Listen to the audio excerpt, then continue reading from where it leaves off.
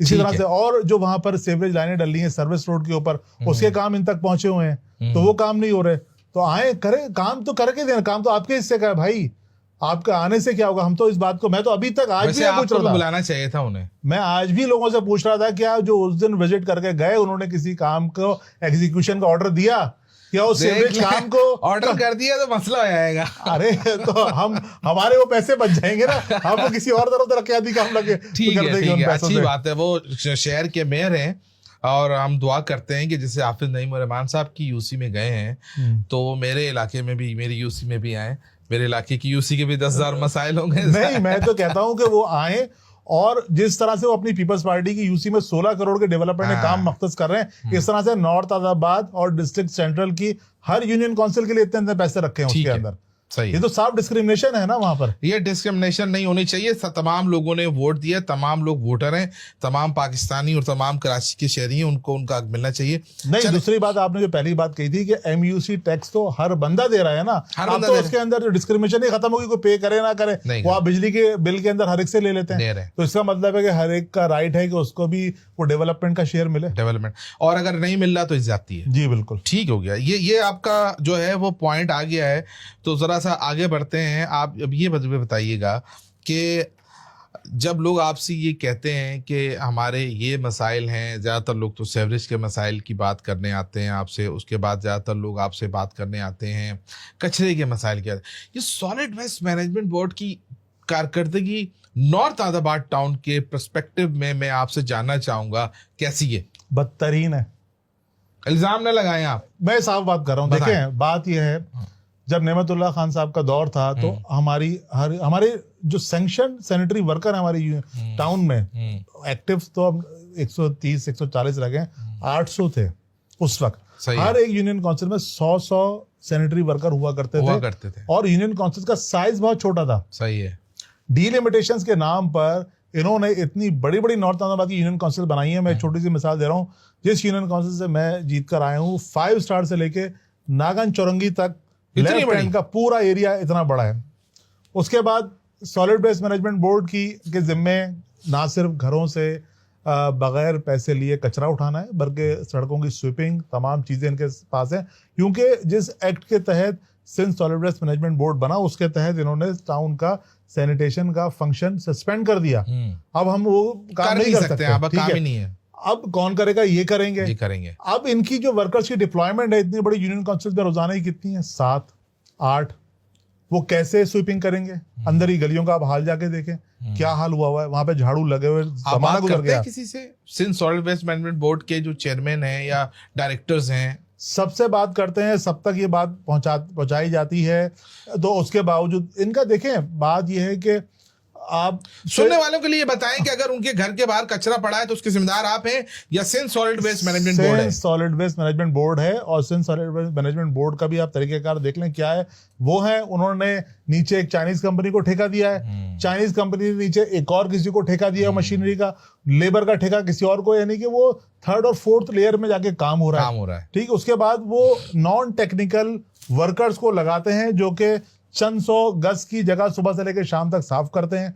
उन लोगों को लाकर सुबह आप आए, आप जाके हैदरी में, आप नागन के पास छीपा और सैलानी के जो मुफ्त खाना खिलाया जाता है वहां देखा करें। सुबह इनको वहां नाश्ता कराया जाता है, दोपहर का खाना इनको वहां खिलाया जाता है।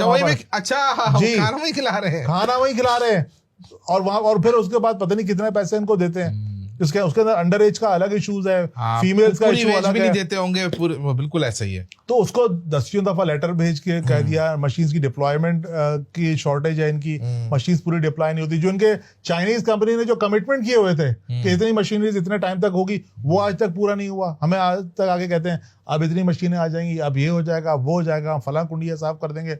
वो कुंडियां भी वैसी की वैसी पड़ी हुई हैं, सड़कें भी बर्बाद हो रही होती हैं, ना कचरा वहां से डिस्पोजल होता है उनका टाइम के ऊपर।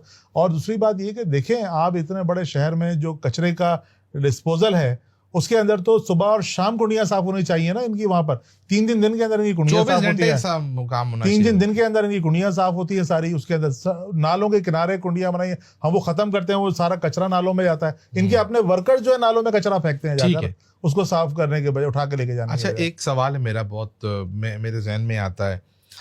ये एक शादमान नाला है जी, ये आपकी जिम्मेदारी है या मेयर की जिम्मेदारी? ये देखिए, बड़े नाले सारे केएमसी की और मेयर की जिम्मेदारी है।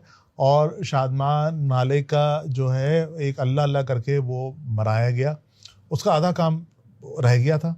उसके अंदर एक टेक्निकल प्रॉब्लम ये आया जो कि पिछले साल हमें पता चला कि वो शादमान नाला बैक कर गया वहाँ से, और उसको जब हमने आइडेंटिफाई किया और उसके बाद उसकी एक जगह से छत तोड़ी तो देखा उसके अंदर से एक पानी की लाइन गुजर रही है, जिसको पानी की लाइन को उस वक्त किसी ना किसी तरीके से रीलोकेट करना बहुत ज़रूरी था। अब वो हॉरिजॉन्टल उसमें बीच में गुजर रही है, वो लाइन जो कचरा आता है नाले में बह के उसको कचरे को रोकती है पूरा वहाँ पे। वो थोड़े दिनों बाद वो कचरा पूरी 10 फीट छत तक जमा हो जाता है और उसकी वजह से वो नाला दोबारा से जो है ना चौक हो जाता है। उसके लिए हमें मुस्तकिल वहाँ पे मैनुअल लेबर और एक्सकेवेटर लगाना पड़ता है वहाँ पे। उसके अंदर जो है वो टाउन के अपने लोग, हमारे सुपरवाइजर, सब लोग वहाँ पे इस काम को सरअंजाम दे रहे होते हैं। दूसरी बात ये कि उसकी जो कटकर नाला एक और हैदर फूड से मक्का मस्जिद तक जा रहा था, वो नाले का काम नहीं हुआ था एक अरसे से। उसके पीछे हम मुस्तकिल केडीए में एनुअल डेवलपमेंट प्रोग्राम में थे कि किस तरह से स्कीम अप्रूव हो।